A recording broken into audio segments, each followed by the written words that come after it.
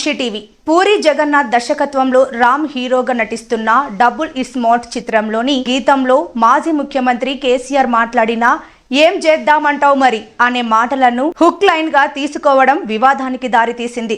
తెలంగాణ సాధకుడు, 10 ఏళ్లు రాష్ట్ర అధినేతగా పనిచేసిన కేసీఆర్ వంటి గొప్ప నాయకుడిని కించపరిచే విధంగా ఆయన మాటలను వాడారని తెలంగాణ వాదుల నుంచి విమర్శలొచ్చాయి. తాజాగా ఈ వివాదంపై చిత్ర సంగీత దర్శకుడు మణి శర్మ ఓ ఇంటర్వ్యూలో స్పందించారు.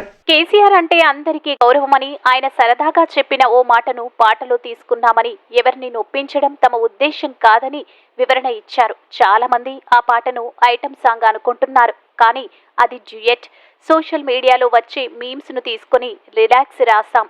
స్వర కర్తగా నా 27 ఏళ్ల సుదీర్ఘ కెరీర్లో ఇప్పటి వరకు ఎవరిని బాధపట్టలేదు. కేసీఆర్ సరదాగా చెప్పిన మాటను తీసుకున్నాం. ఈ పాట ద్వారా కేసీఆర్ ఓసారి గుర్తు చేసుకున్నాం. అందరూ అలానే భావించాలని కోరుతున్నా అని మణి శర్మ చెప్పారు.